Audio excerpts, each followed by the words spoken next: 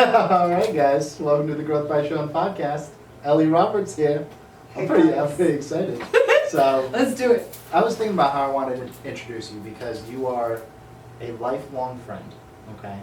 But here is exactly what I think about when I think of you, okay? You are a spiritual warrior. Oh, fuck yeah. I didn't know what was going to come out of your mouth. That's what I think of when I think of you. Thank you. Because I look at your life and you have done so many different things and had so many different paths and outlets to things. Thank you. And you've been through so many different ups and downs that's exactly what I think of. Because you've been able to take all these things that you have been through or been done to you or done to yourself and you embody them in a sense of, I don't even know what your thought process is when it comes to all the ups and downs that you've had through your life. If I'm being honest, I don't even know the thought process half the time. It's kind of funny to think about.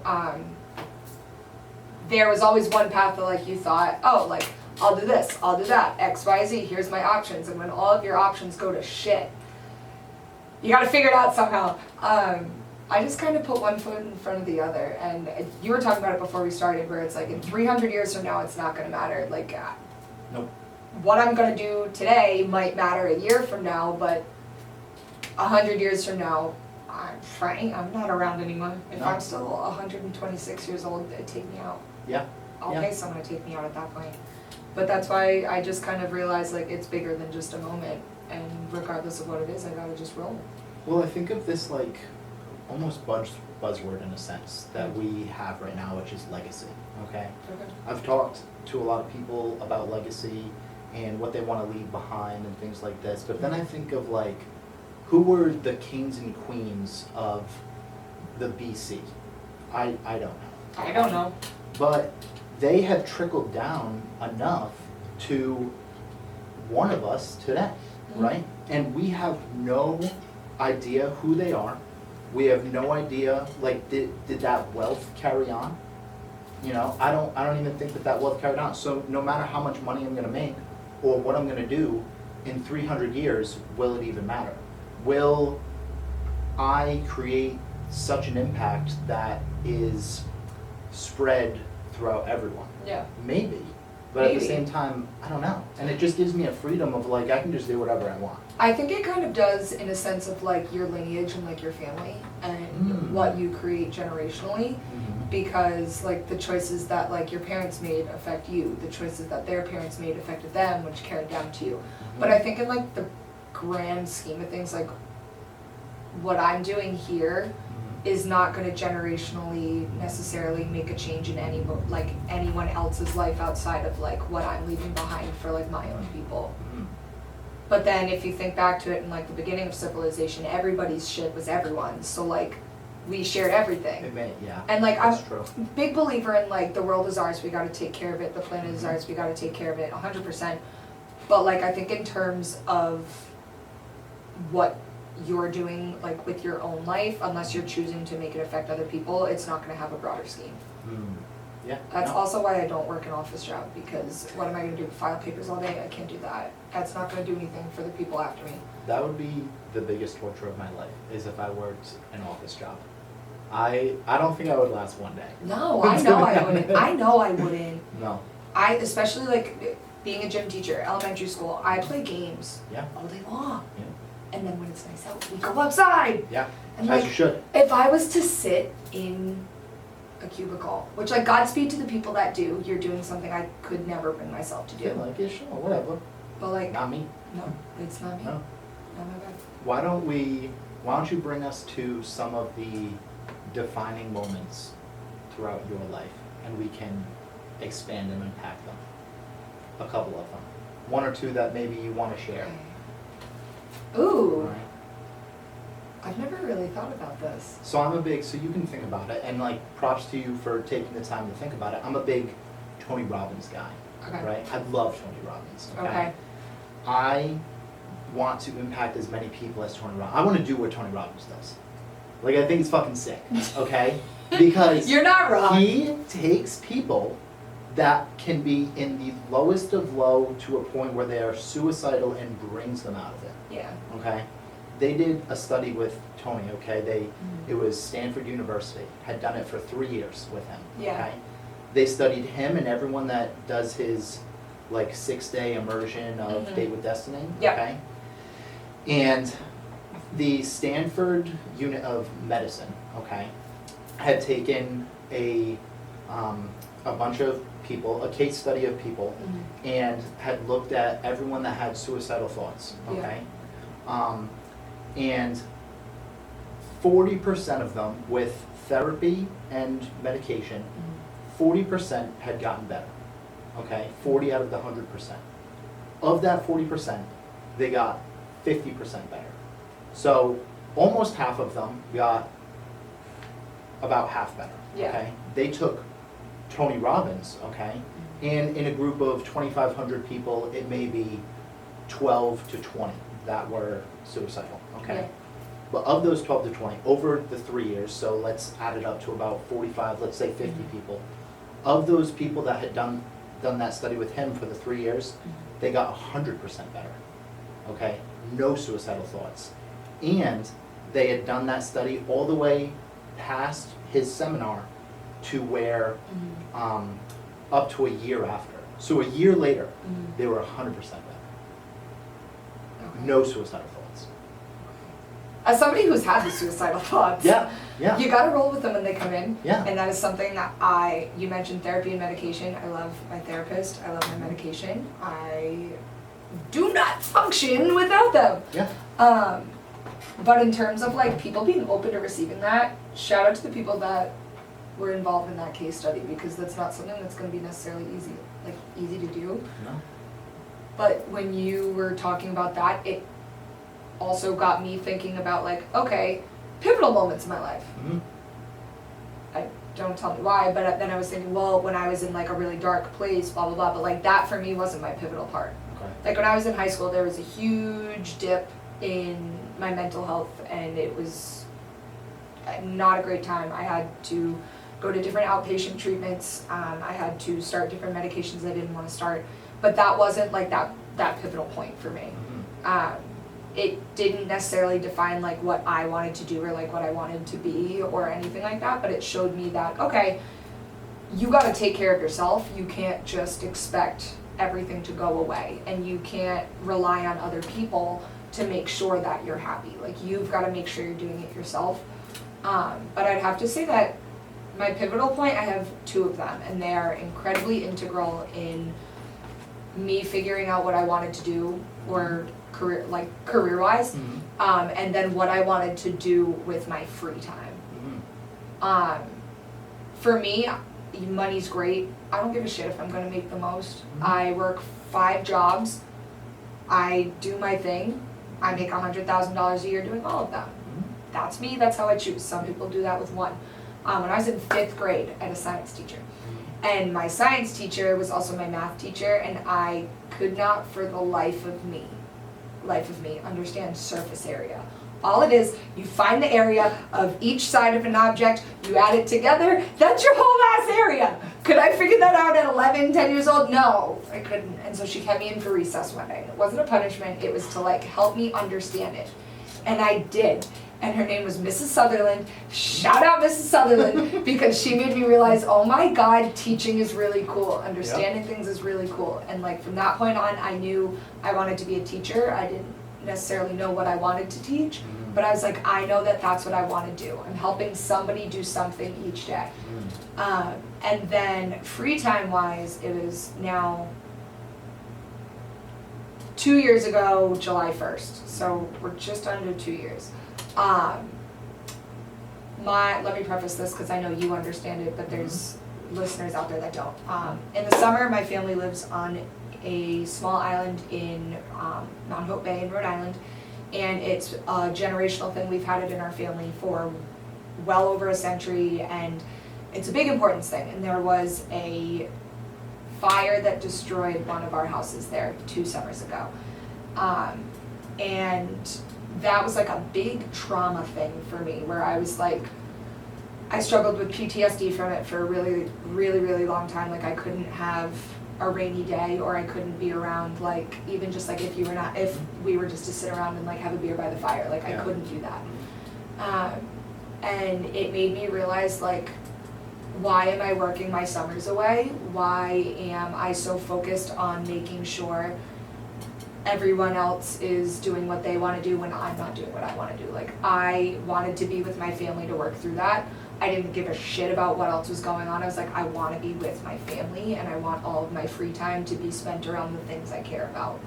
Because when you have something that you care about that much that now is magically gone, there's no bringing it back. And like, I've lost people in my life. I've experienced lots of death. But for me, this was something that just hit way harder, because it was something I saw as like, the building was 120 years old. Like, I viewed that as like a historic, that's not going anywhere type thing. So when you lose something you think is going to be permanent, it shifted my perspective to be like, what does Ellie want to do? What do I want to spend my time doing? What do I want to invest all of my extra energy into? You work your day job Monday through Friday, but when I get home from that, what do I want to be doing? And that for me was like my pivotal. Invest in the things that you want to invest in. Don't just do things to do them. For sure. So like, it's Sorry, that was a reassuring. No, you can talk whatever you want. I mean, I don't really care. Okay. So, it's amazing to me because our life doesn't. We think of, how should I word this? Life changes in one moment. Okay. Yeah. And like a perfect example right here. One, to go back to like our legacy that we were talking about. That is a different perspective of how you can see legacy, where you need to keep this home in pristine condition, all right, to pass it on to the next generation and the next generation and the next generation. Been in your family for over 100 years, you know, and it's not going away somewhere. No. You had always had that, so up until that fire, okay, you always had Hog Island, and you always had that home. Yes. But then it changed in a moment when there was that fire. All right? So it took 20 years for you to understand that moment. It wasn't that it took 20 years. No. All right, for you to realize it. It's that you took one moment and it just so happened to be after the 20 years. Yep. You know. What I would love to hear from you as a spiritual warrior, okay? Like the avatar. How have you gotten better, and how do you frame your life about giving and receiving, okay, in terms of love with others, okay? This doesn't have to be just like relationships and things like that. No, I was just talking about this with someone the other day. Like I'm genuinely interested from you about how you frame giving and receiving and how you view it, how you value it, things like that. I struggle to receive. Mm-hmm. I very much struggle to receive. I love to give. Mm-hmm. I'm a firm believer, if you love somebody, tell them. Whether it's a friend, a family member, a romantic partner, anything. Because when it comes to that, like, I know if someone is to say something to me that makes me feel good, I want them to feel good. So in terms of like giving, I want to give, but like, if you were to sit here and be like, Ellie, your hair looks so nice today, I'd be like, oh, thanks, ha ha ha, I washed it, ha ha, like, yeah. I didn't wash it, but in terms of just accepting a compliment or accepting that, I always find a way to divert it. Okay. It's the classic, like, oh, where'd you get your skirt, ha ha, thanks, Target, like, instead of just being like, oh, thank you, I'm glad you think it's cute. Yeah. I struggle to like receive that, and when it comes to romantic partners, I'm not overly selective in terms of like who I would want to like be with, or like I don't have this ideal type. Not my thing. But I'm very selective in if I'm going to continue to give you energy. Okay. I feel like you would understand this. I can tell you what someone's vibe is the second they step in a room. There's a big component to energy.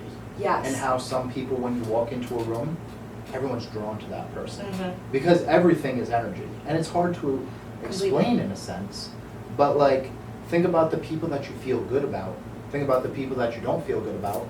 Think about the people that you walk by the street and you get a little bit of nervousness in a sense, but at the same time, that could be excitement from someone else. Exactly. You know, so there's a lot that goes into that. And it's all about the work that you've done on yourself. Mm-hmm. Because as much as I can pretend and portray and want to be the person that everyone is attracted to, in a sense, on an energetic level, it takes a lot of work in understanding who you are and being okay with it. Exactly. Okay. And it's sitting with it. Yeah. You have to sit with it, and you have to sit with it when it's uncomfortable too, because it's like, if I'm going to invest my energy into you or anything, if your energy is now going to shift and it's shifting away from mine, I don't want to keep investing more to catch up to yours. Like, that's not what I'm trying to do. Yeah. Like, you've got to preserve your energy, but you also have to know when to expend it into others, or and when I say others, I don't necessarily just mean people, like Mhm. other things. And so for you to understand it, like you're saying, like, it's not some easy thing. You can't just be like, oh, I'm upset today. Yeah. Like, you've got to recognize and sit with it, and that's something that I've done a lot with in therapy too, just being like, okay, what are the things that you're doing that push people away from you? Or what is something that you do that attracts people to you? What can you do more of to make sure that the people around you are comfortable? And like, for me, I've been in a lot of uncomfortable situations, and I will do everything in my power to make sure that whoever encounters me does not fall into that. There's this weird, tricky line of attempting to make people feel as good as we can, because at the end of the day, we have to make sure that we feel good, and us feeling good will in turn make them feel good. Yes. But at the same time, they have to make sure that they do feel good in order to feel good. There's nothing I can do, say or do to you.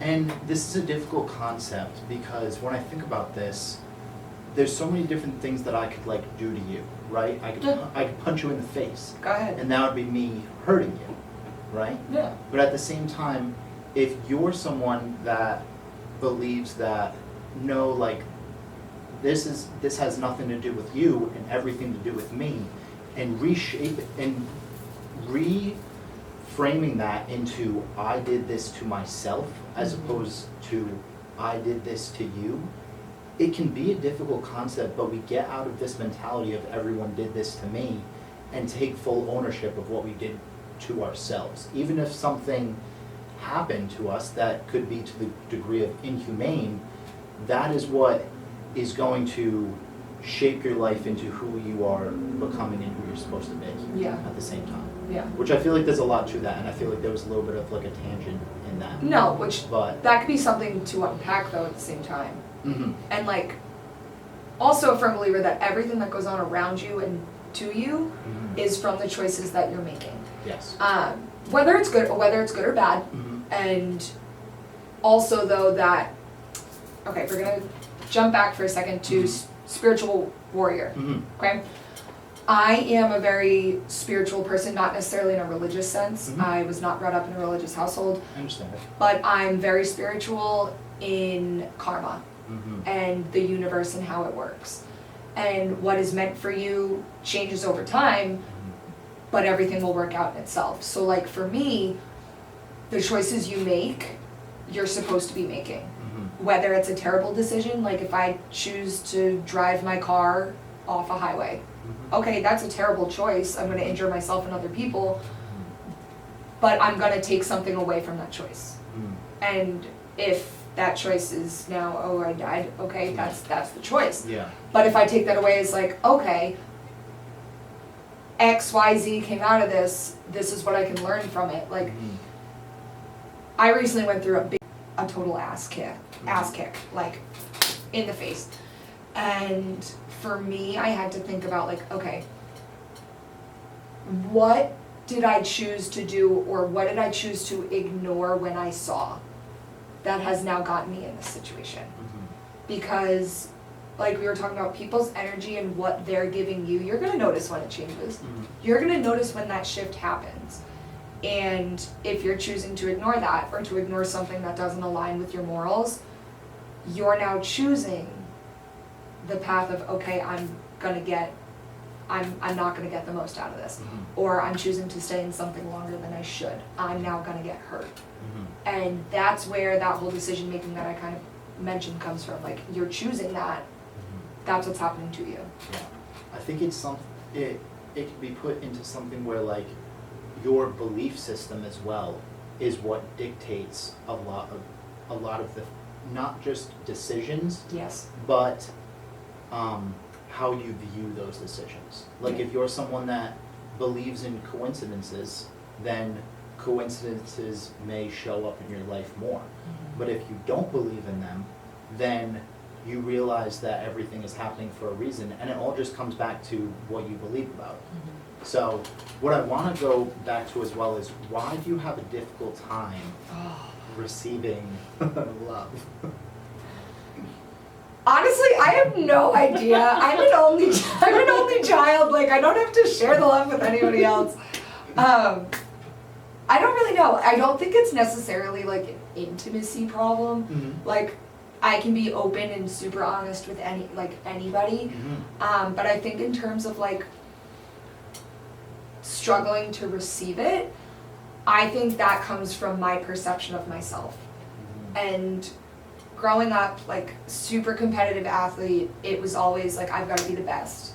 How can I be the best? And when you're not the best at something, you kind of take it as like a personal hit. And I think that just changed my mentality with like everything. Like, how do I know what you're telling me is true? This person told me something different. And for me, it took a long time. I did not make this shift in my brain until I was probably like 22. Like, that's all gotta come from you. Like, I've gotten better at receiving it, but it's one of those things where I very much struggled to just let people do that, because I didn't want them to like change their mind, or I didn't want them to perceive me as not the best. Like, not in a conceited way, but in a way where it's like, no, like I'm too competitive, too competitive. So now you trying to give me affection, I'm like, well, what if you're giving it to someone else? What about this person? What about them? Do you like their hair?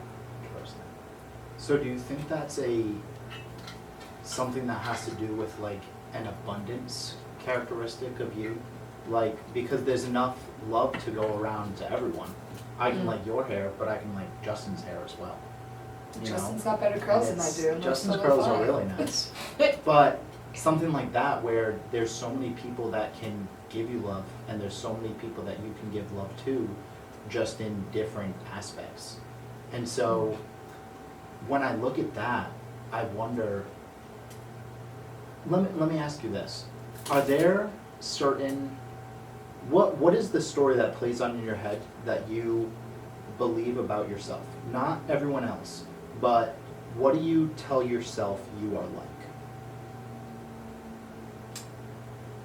That narrative changes sometimes.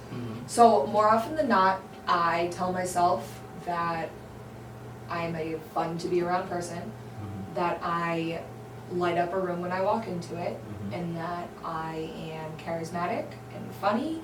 But if I'm going through like a depressive episode, that changes, because coming back to the energy shifts, I know when mine shifts, and I know when it's starting to suck the life out of other people.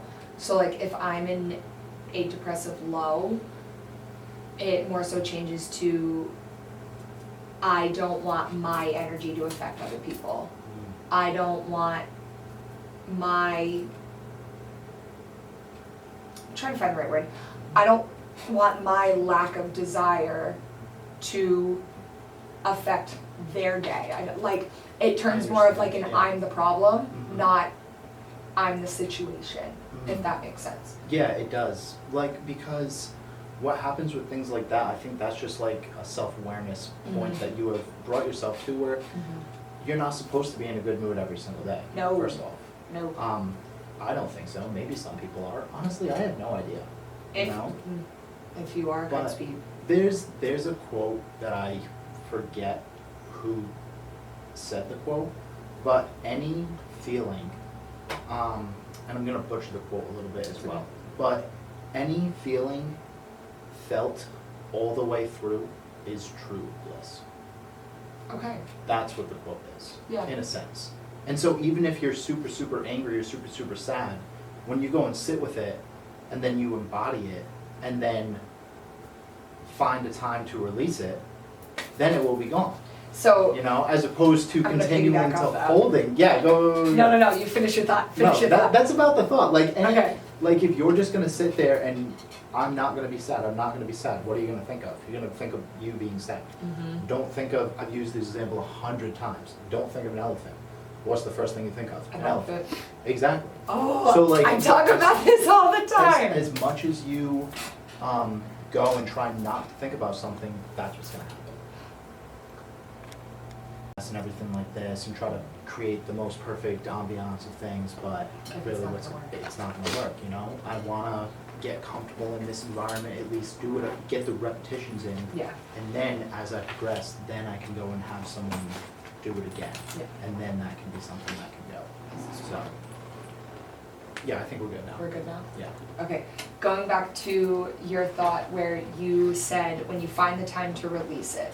Mhm. I use this analogy with my students, I use it with my partners, I use it with my parents, my family, and I said it one day and someone was like, that makes total sense. All right, so your brain, your emotions, Mhm. this is how I think of it. If you have a tummy ache, okay? Yeah, Your picture. rumbles happen, you know exactly what rumbles I'm talking about. Yep, And you have to fart. yeah. You keep the fart in. You're in a public setting. Oh, you're terrified. God forbid someone knows that your farts smell. You keep it in, right? Yep, What happens to your stomach? it hurts more. It hurts more. Okay. Now, that same rumble happens and you're like, damn it, it's coming. You let it out this time. Yeah. And all of a sudden you feel that pressure release, right? Mhm. Same thing goes for your brain. That's fun. Isn't it? That Your is brain fun. has all of these gas bubbles going through it, your emotions. Yep. You get one that's like, oh, this one's not gonna be good. Yep.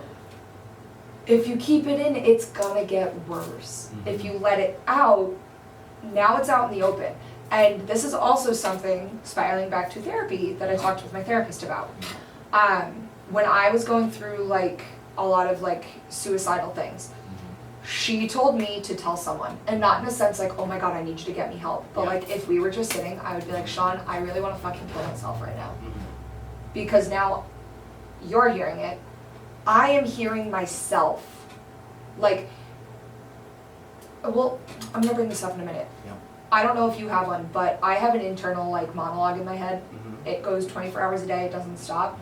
So like, for me, hearing it in my head and hearing it out in my voice are two completely different things. Yeah. When it comes out of the head, now you're making it real. Yes. And so that's something I worked on with her, where anytime I was feeling that, I needed to get it out loud to work through it. And a lot of the times, whether you're angry, frustrated, happy, like say it out loud, like work through it, get it out somehow, and like, it doesn't need to be some big feral like rage.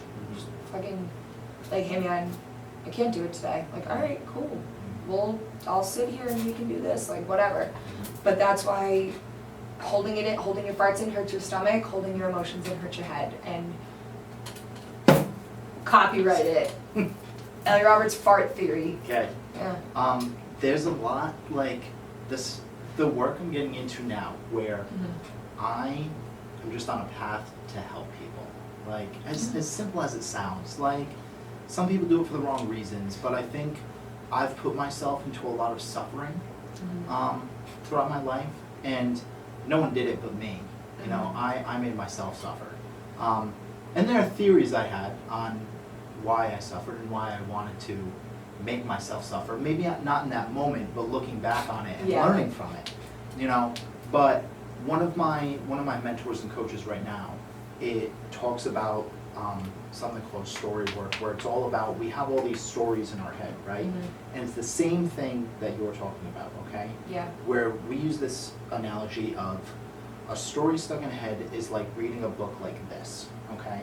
Where what happens is we have all these stories right here, and all of a sudden, even if you just get them out on paper and then read them, all of a sudden you're looking at them like this, you know, as Yeah. opposed to them all stuck And you here. can see all the pages. And you can see all the pages. And there's something that happens when we when we express these things and we can dive into the emotion that we felt, because instead of just like on repeat, like telling ourselves all these things, once we can see it, say it, and then reframe it, or even if we don't reframe it and we just sit with it, at least it's out there. Yeah. And it's not stuck up here anymore. No. You know, and I don't know what the physiological benefit or way to describe that would be, but there's definitely a lot of benefit in just like, think about like therapy, you know, just like talking about it. I hated my therapist at first. Really? Yeah, I started Because they going don't give you any answers? Not quite. I started going to her when I was 13 because I had like wicked anger issues. Yep. I sat there and I'd be like, Yep. now that woman is my best friend. She'll Yep. be at my wedding. Yep. I'll name my child after it. Just kidding, I don't do that. Maybe. But Middle name. I can do that. Or you already have the middle names picked out too. I have one. Okay, alright, One. alright. But we are skipping like 10 steps before that even happens. Okay, fair. Mhm. What we can move on to next, we can think about, what do you look for? You had talked about how you don't have like a man that Yeah. you're looking for. Is that just like physical attributes, it doesn't really matter, but like what about the values that he's gonna bring to the table that's going to fulfill you? What does that look like? Do you have I have. someone in mind? Not a person, an imaginative person, you know, that you get to create right here. Ooh, okay. You know? Physical attributes for me, I don't care. Yeah. Could look I- like me or Justin. It could look like either of you. It could look Yeah. like both of you at the same time. Oh, that'd be awesome. Me and Justin had a baby. That baby Combine would be you guys, so handsome. But imagine like Yeah. his curls. I was your imagining Justin's curls on my head. Yeah! That's exactly what I was thinking about. All right, you guys Yeah. have to have a baby now. Or so- just like my body, but Justin's head. That would work too. Yeah. That would I be like really- Justin's shoes though. I like Justin's shoes too. So the baby would have to Justin pop out always Justin's has shoes. fire shoes. Not that yours are Yeah. great. I love yours too, but I'm a Mine? big fan of Justin's right now. I love fashion in a sense, but like, I only wear things that people buy for me. Like, they're only gifts. Sweatshirt, gift. Shoes, gift. Watch, gift. Gift. I think these shorts, I mean, they have bleach on them, okay? And I love these shorts. That's okay. These were bleached when I worked at Avis. I'm so sorry. I spilled a bunch of bleach on me. I figured How were did you you know? were you trying to clean the mats? I was. That's exactly what I Yeah, was I've doing. done that. I've ruined a lot of graduates that way. Yeah, I didn't know. See, you know? but coming back to But- that, you're not yeah. someone that like needs to have like pleated jackets and pants. And for me, if I'm looking for a partner, if you're showing up in like a suit and tie every day, Great. good for you. Yeah, Not my style, yeah, and not my vibe. yeah, Not my vibe. yeah. So physical attributes. I don't really care about the physical attributes No. that you desire anyways, But you're. I'm interested in the emotional attributes, the spiritual attributes. You have to be open-minded if like in I would hope any so. aspect. And like for me, and I'm gonna mention politics, I'm not a huge not a huge political person. I don't care if you lean left, right, you're in the middle, whatever. No. But when you look at the other side, Mhm. and this goes for anything in life, you have to be willing to understand and hear the other people out. Mhm. Like, you can't be so stubborn and set in your ways that you shut everybody out, and it's like, no, my way or the highway, like,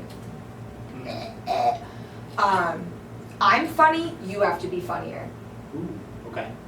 I can't carry the weight of the entire funniness in the relationship. Fair, It's, fair. it's exhausting, you Yeah. get it, it's Yeah. exhausting. You have to like your family. Ooh, okay. Or Hmm. not necessarily your family, but you have to like family. Hmm. In just a sense of, this is the family I created, and this is the family I enjoy? More so in a sense of like community.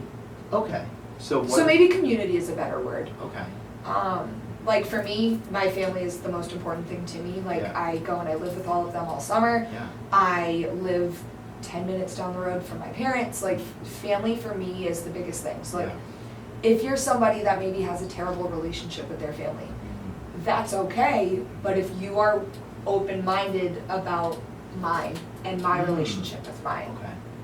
like, are you willing to work with that? Are you flexible with that?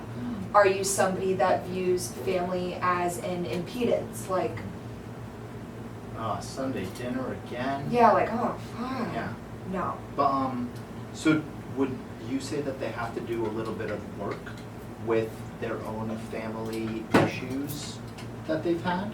Or it doesn't really matter, the relationship between him and his parents or sisters or Yeah. brothers doesn't matter as much as long as he's open-minded to your family and how much it means to you? I think that he needs to be aware of them. Mm. And he needs to recognize them. Mhm. Like, if he's just like, oh, I have no idea why my dad hates me. Like, Yeah.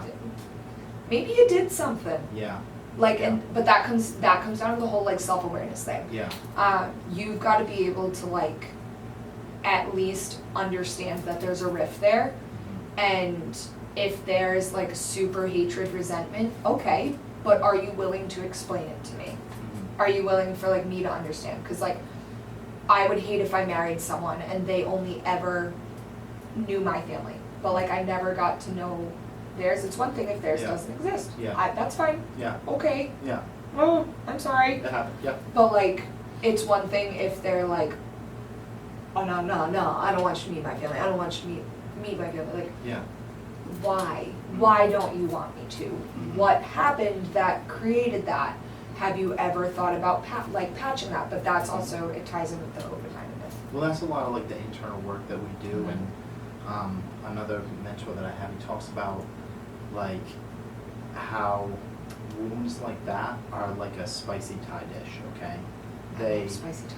They burn going in, Yep. okay, and then they rumble and simmer, and then they burn just coming as much out. coming out, you know? So that has a lot to do with like that internal work that we need to do, which I think that personal development and self-improvement and these buzzwords of sorts, that's what life is. I think everyone will create the life that they want and But they desire, don't want the burn coming out. but they don't want the burn coming out. Yeah. What are some things that you could have improved from your end of things in past relationships? And also, I know that I'm asking you this, but we were talking about Jared earlier, right? Yes. And how he wanted to talk a lot about relationships Oh. and things, but I think that's more you. Like when I think about you, I think like the relationships you have had, not so much the quantity, but the value that you have brought to them and the value that they have brought to you. And that's a lot of what I think about you and how I value our friendship, where it's not Yeah. something where we need to talk all the time, No. you know? But I think if I called you, You could call me at 3 You- o'clock in the morning, being Yeah, like, and I think help me, and I'd be like, okay. yeah, and I believe that you would go and help me, and that's 100%. a big thing of why I think I value our relationship as well. Mhm. But yeah, I think that you are definitely not a relationship guru in a sense, but you have had a lot of relationships that looked very differently. And so you have a lot of different perspectives that you can take going forward, no matter what the relationship looks like, you know, Yeah. with people. So, Ooh, okay. I'm gonna approach this from like an acquaintance friend perspective and from a romantic perspective. I think from a romantic perspective, not expecting, or like what I would have improved upon, I would not expect me out of them. Because I think sometimes I look at it more so as like, because I'm such a giver, coming back to what I talked about, when they don't give me the same, sometimes I feel like there's a standoff. But then also, I forget what I said. What was I saying? Being clingy, Okay. maybe?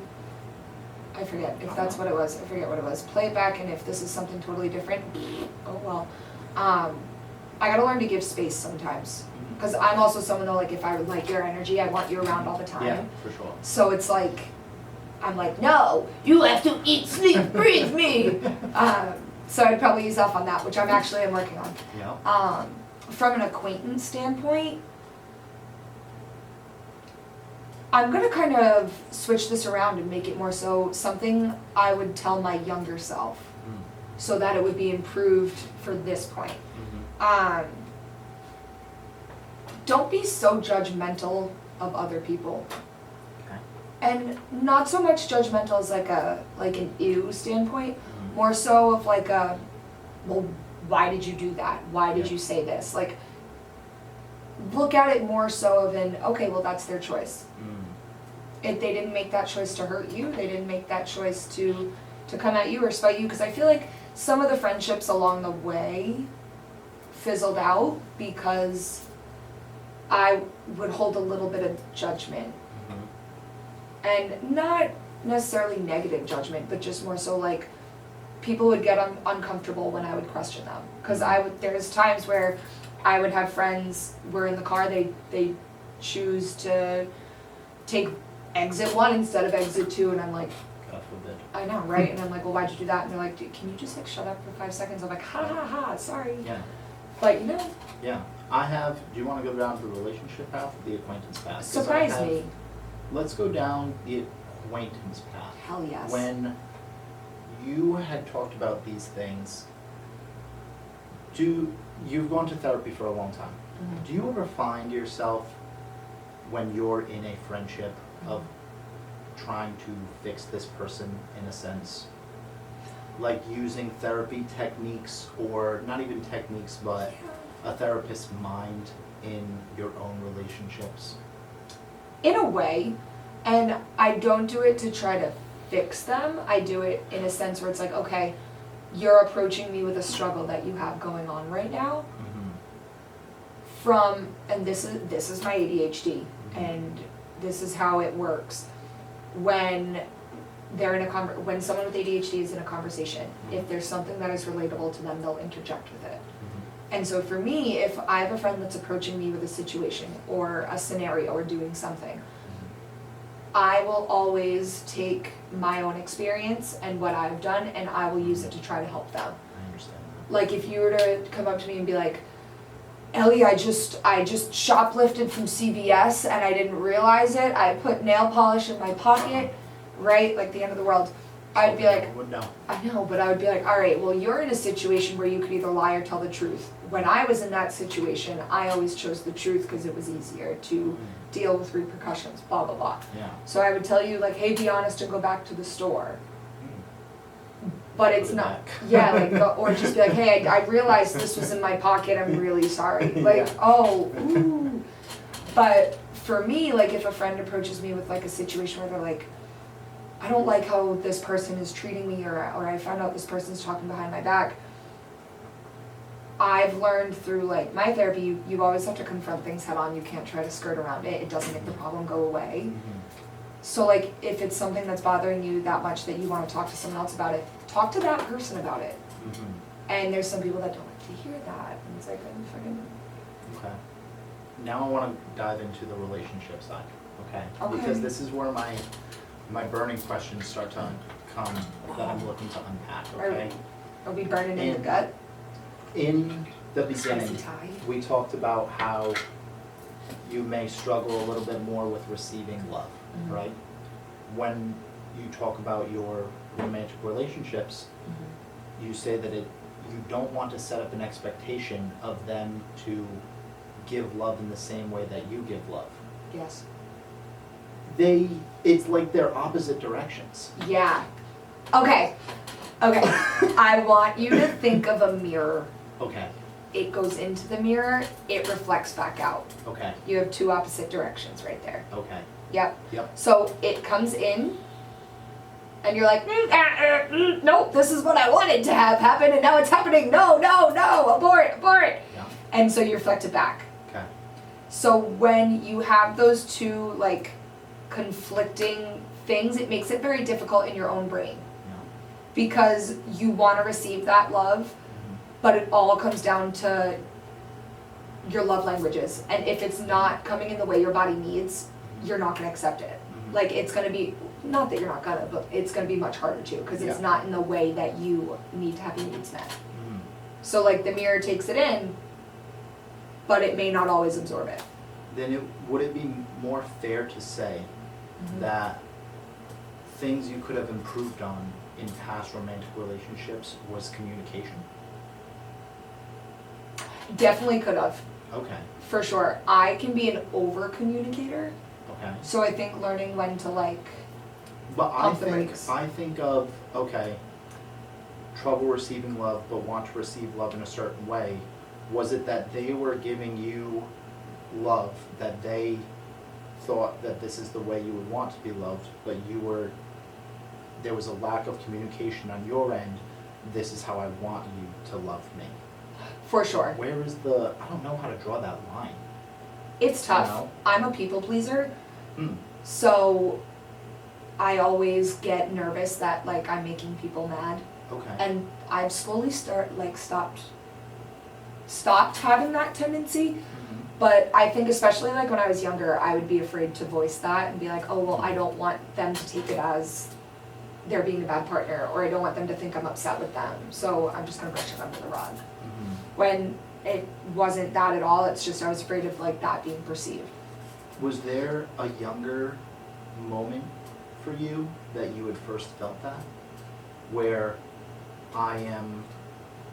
I want you, I don't want to upset you? Was there like a first moment when you think of that? For sure, 100%. Very questionable situation happened to me when I was a freshman in high school. Mhm. Very questionable. This involves people you guys know, so I'm not Mhm. gonna use names. But I had been put in a situation that I did not want to be in, where somebody had forced themselves on me. Mhm. And when I went to tell my current boyfriend, it was spun around on me, and I was trying to be open and honest about something that had happened to me, and it was, well, why did you do that? Why did this? Why did that?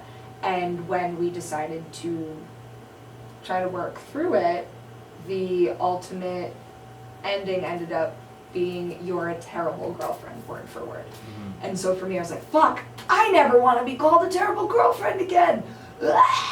And so I was like, I can't make people mad. I have to make sure that whoever my partner is always having their needs met. I don't care about mine. Like, Mhm. it was a very like, I have to make sure that they're happy at all times. I can't make them upset. If I make them upset, this is what I'm doing. Blah, blah, blah. Mhm. Well, thank you for letting us know that. You're welcome. Well, no, I mean that in like a genuine way of, it's not an easy thing to No. open up and say certain things, Mm-mm. you know, and tell the world in a sense. I'm sure that they don't listen to this either way, but Even if they did, no, even if they did, we'll see who hey figures it out. guys, I got hey.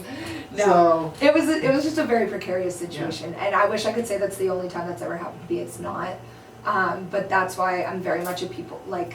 When it comes to that, that was for me a big moment where I was like, fuck, I don't like when people are mad at me because it made me feel really shitty. now what did you do to get through that? Oh, I cried a lot. Mm-hmm. I cry a lot. Mhm. I cry a lot anyways. Mhm. You throw in an animal documentary and I'm in tears, so You could anything with depending on the animals. day, you could tell me And- that my shoe was untied and I would cry. No, it's just working through that. I just was like, all right, well, here we are. I'm gonna cry it out. I'm gonna be upsetty, but at the time I was 14 years old. Who Yeah. the fuck cares? Yeah. Well, for lack of better words, like, Yeah. is it the end of the world? How No, do I- Yeah. I will be completely fine. I am completely fine. But So is there like, I mean, in this current version of you, is there work that had to be done going back to that scenario and walking yourself back through that and reshaping it in a sense? Or, so like, with the partner, with the situation that happened. so like, either. Yeah. Okay. If there's just work that you had to do today or 10 years later or 5 years later, Mhm. not necessarily what you did to get through that moment in that time, but at a different time, is there I feel like I've said the word time 100 times, but is there a moment that you had to go back to that situation in your head or through therapy or something different that you were able to go and get past that and not hold on to it anymore? Or is it just something that passed by? It was just genuinely just something that I had to let pass by. Mm-hmm. For a while, I struggled to like let people emotionally and physically like be close to me. Like I didn't like being touched. I was like, no, go away. But when somebody would try to be like, hey, like, let's hang out, I was like, no, like, how do I know this person's telling the truth? Mm-hmm. And I was hyper aware of my surroundings and the people around me all the time. Mm-hmm. Like, I don't know if that's like exactly why, but it made my guard up with everybody. So I was always like, okay, if you, Shawn, you're sitting next to me, I'd be like, what's Shawn thinking about? Is Shawn annoyed by me sitting with my feet on the table? Oh my god. Like, it made me really like frustrated. Hyper aware, but also like frustrated is not the right word. Yeah. Fixated.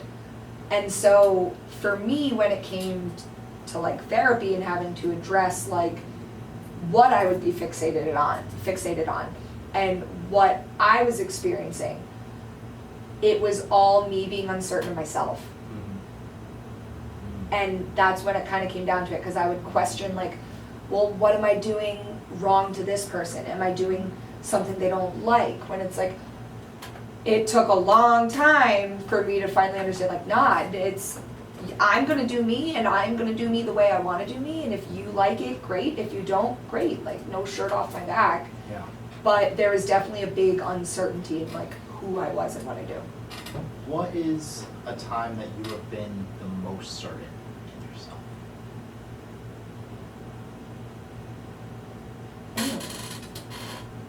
Okay. Thinking about the wins instead of the losses. I think the most certain. Yeah. Okay.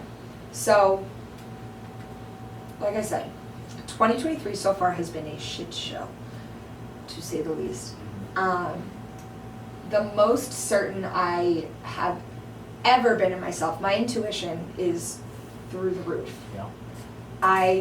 Like I said, I shift energy. I recently went through a very large breakup that turned into something it didn't need to. Mm-hmm. I found out a lot of long story short, dated this guy for 2 years, just about, learned a lot of truths after our relationship had ended, and it was right before going on a vacation with my best friend. And we were going to Sedona, which, Beautiful. I don't know if y'all know, Arizona is a very spiritual place. It is. And getting on the plane, I was like, fuck, like, I know I am wicked depressed right now, but I gotta go anyways. And I told my best friend, I was like, I'm really sorry if my energy like brings you down at any point this week, like I'm not trying. And she's like, no, I totally get it. And from the second I landed in Arizona, here's the spiritual side. Yeah. All of your angel numbers, so like your repeated numbers, I saw them everywhere. Everywhere. I have 40 screenshots from that week of like me checking the time and seeing like angel numbers, or passing the highway and it's exit 222, or like just things like that. That's a number I have in mind too. Really? Yeah. Told you. Intuition, baby. And so it was maybe like 4 days into the trip. We went to Sedona. We went and did a whole road trip through the entire state of Arizona. Yeah. When we got back to Sedona, it was just something in me, like I ended up getting my cards read, like all of this, and I was just like, this is exactly where I'm supposed to fucking be right now. Yeah, hell yeah. I was like, I don't know what is going on, I don't know why the universe is doing this to me right now, but whatever I chose to do, I am in the right freaking spot. And it was a really, really, really weird feeling to have. Yeah. Because for 5 weeks prior to that, not even, 3 weeks prior to that, I was like an emotional mess, like to the point where my parents had to physically like pick me up off the floor and like carry me places because I couldn't do it myself. The person I thought I was gonna spend my life with walked out, a big mess. And so for me, I was like, fuck, where do I start? And being in a completely new place, I have all these signs from the universe being like, Papa, you are protected. You are where you're supposed to be. Alignment. I was just like, holy fuck. This is spot on. And I wasn't doing anything specific. I was hiking through the rocks, and for some reason I was like, nah, this is exactly where I am supposed to be. And it had this mentality shift where I was like, nobody can fuck with me. Nobody can fuck with me. At all. Ever. Like, work, nobody can mess with me. Socially, nobody can mess with me. What are you gonna do? I'm gonna keep doing me. You go do you. That's fine. You want fire me? Okay. Promote me? Great, thank you. Like, it just, it's all the numbers. I'll pull them up. I'll show you after. I'll pull them up, and it was just repeated over and over and over again, and I just was like, the universe has my back. How when we're about to go through a transformative experience, okay? Yes. And where we're letting go of an identity in a sense, that is the time where you're always going to feel the most amount of resistance first. And then once you do it, it's like this burst of life that is brought inside of you. And you don't know why. No. You know, it's so and like your gut intuition, your gut will know before your brain and like the rest of your body will know. And I have learned never ignore that. But what you just mentioned is exactly my friend Shannon and her boyfriend Daniel have a podcast. It's called Doing the Most. Check them out. But they have an episode where they talk exactly about that. And one of her friends was in like a super long-term relationship and found out that like after like years and years like he had been cheating on her. And it was one of those things for her, like they talk about it and they unload it in the podcast where she was like, I didn't realize how big of a transformation was unfolding until I let it happen. And like you can fight, but it's like you gotta come out of the cocoon eventually. And it was really cool to listen to it. I listened to it about a week before everything in my life went shit. I was like, whoa! And so that was the only thing I thought of. So buzzword, transformative period for you. When you said that, I was like, this is exactly how it feels. And you're gonna go through a million transformations in your life, but that was the first one where I was like, I am an adult now. I am no longer a child, and I need to get it together. But when people say like, "Oh, get it together," I don't think it means like, "Oh, I have a 401k and health insurance." And no, like, you happy? Are you happy?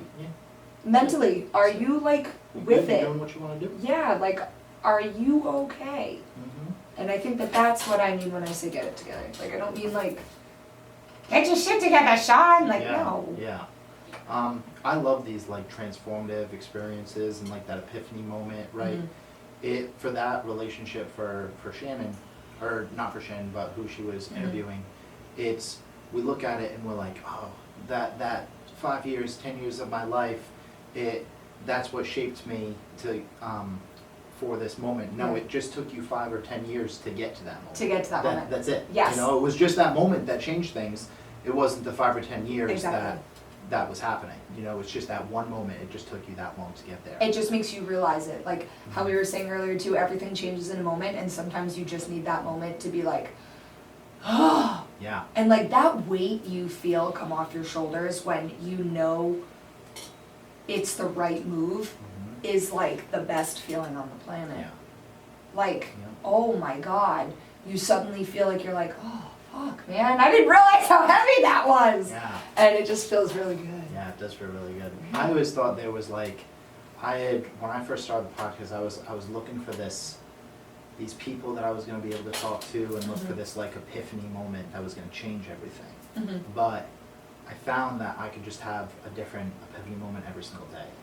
I didn't realize that. No. I didn't know that it was like, I thought like, oh, why am I not doing this? Why am I not doing this? Why is this happening? Why is this happening? Where it was more of just, I can get to that moment and things can change. But then it can change again.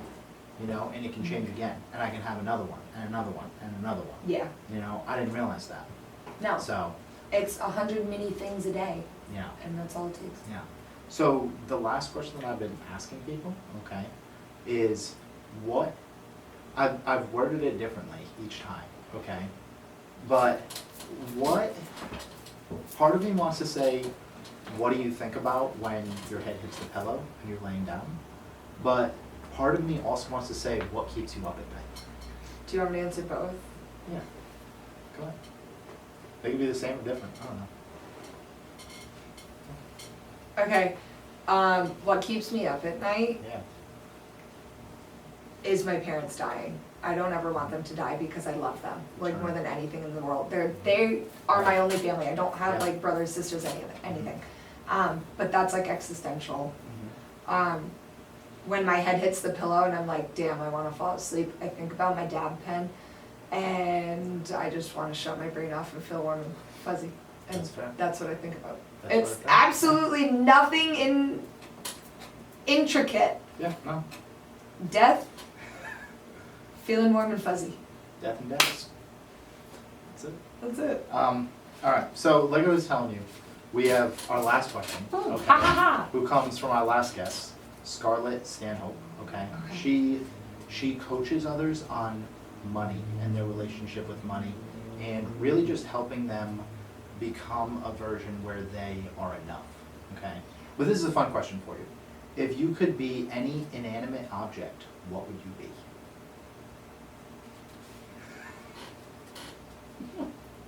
I Oh. like this question. We used to, Ooh. we had a lot of like, Do I have to pick just one? it says object, not objects. Okay. So one object. Yeah. We have a lot of these like very deep spiritual questions in a sense, but then Big Mike changed that when he asked if anyone has ever tried to bend over and see their own asshole. That was Big Mike's question. And Okay, then well, that you turned can do that into- with a mirror. That turned into better like Girls better be- questions, different questions like Girls being girls have to like check out themselves sometimes, so like you I gotta found sit out in the about- mirror and be like, I found out a lot about women the other day. there's a when- lot of folds. When someone was going for a colonoscopy, and I was like, I thought that was something that you do when you're like 90 years old or something. No, I well, you're didn't supposed know to start that, when yeah. it's 50, but if you have like stomach problems, they do Yeah, that sooner. I didn't know. It clears your system out. Well, Miserable. the girl was telling me that like what was she telling me? I don't know. There were a lot of girly things that went into it, but like girls need to do these things when they go and get their colonoscopy and whatever. And then she was telling me about how like, oh the test will come back and they're irregular, but all of them say irregular. So like she was on the phone, she was like, That All also right, you're- happens with your OBGYN all the time. I don't even know what you're saying. That's your vagina doctor. You're the Like, doctor. Your okay. lady Maybe doctor. she was going to the lady doctor. I don't know. I don't know what she was doing. Hold on! Hold on, no, I don't know. I don't Colonoscopy is your asshole. They're the same. They're the same thing. Sean, I don't your know. vagina and I your don't know. butthole She are didn't say the vagina same. doctor. I How thought many she said times have you messed that up in your life? Not that many. Only a few times. I hope so, for your sake. Well, not No. just for my sake. So when but you do others. colonoscopy, you have to drink the prep work that clears you Yep, out, and yep. it's like all your system comes out. Yeah. For like an endoscopy, they don't do anything because that goes down your throat instead, and it checks your stomach. Both can check the same, but it comes from opposite ends. I don't know where she was. Whatever end she was in. A lot of the times, especially with women, because there's so Yeah. many different like areas, Yeah. a lot of those things come back irregular. So Yeah. like Okay. if you go to like your vagina doctor, your OBGYN, Vagina doctor. vagina doctor, VD. ooh, we'll do that one. No, because VD is like venereal disease, and we don't need that either. Okay. Well, when you go and get checked for those, Yeah. a lot of the times your tests come back irregular because women's bodies produce cells that are angry, quite literally angry, and they go on your cervix. Your cervix is the way inside. I don't need to know any more about this, to be honest. Okay. But anyways, that's probably why I came back. If I was an inanimate object, I'd be the tool that goes into women's vaginas. sometimes they have a light on them. I'd be the light. I was gonna say I was gonna be a vibrator because everybody. Oh, works that'd be with those. fun. That That'd would be be a lot of fun. fun. But also I'd probably see some weird things. Yeah. But I could have all these different settings. People could choose what one they wanted, and Okay. I'd be vibing. So you're really just giving people pleasure and you're just vibing. Told you I'm a giver, baby. That- Or I would probably be a reusable water bottle, because like Oh, wow. mine, this is so stupid. Yeah. Mine has all my stickers on it, and it's like things that I care about, places I've gone. This thing though comes with me everywhere. Yeah. I joke about it, but genuinely, it's my emotional support water bottle. Yeah. All of the dents and scrapes come from different places. It's climbed like dozens and dozens of mountains. Yeah. It's gone to a few different countries. It's my shit. Wow. So like, I feel like I would do that because I know mine has been cool places, so I would hope others have been cool places. Wow. That's pretty So, sweet, yeah. fine I vibes. had always thought I would be, What would you be? I was thinking a sink. Farmhouse or like double basin? What's double basin? The one where they're side by side, like two sinks? Mm-hmm. I feel like I'd be like a farmhouse type sink. But then I thought about it, and part of it was that I'd want to see the reflection of people, so the mirror that is in front of the sink, where I could see what Okay. people say to themselves, but then I'm like, oh, I could just be a mirror. See, you're thinking Because bathroom sink, I'm thinking kitchen sink. I'm thinking bathroom sink, I'm yeah. thinking kitchen sink. Because I'm thinking like, all right, I get to see what people do, I get to see how they talk to themselves, I get to see how they look at themselves, and then once in a while, people will go and turn me on. And then I'll get a little release, and then people will turn me off. That's a good one. And yeah, so that's what I was That's a thinking, good like one. bathroom sink, but I have to be in front of a mirror. If you were in my bathroom sink, you would see me with my cat, and she'd be doing a little beanie dance. And All right. I make it so that she sees it. I put her up on the counter. I'm like, "Fee for a beanie! All right. It's a beanie party." Yes. Where can the people find you and chat with you? Oh, Is that a okay. thing for you? Shameless plug on Instagram at Ellie Roberts. It's just my name. Pretty easy to find. Ellie Roberts. Twitter, I only use like my teacher Twitter now, at Miss Roberts WBPE or something like that. Kids were great today. Woo! Woo! I just put out a bunch of stuff about, I did a field day for them, so there's a lot of stuff on that if you want to see it.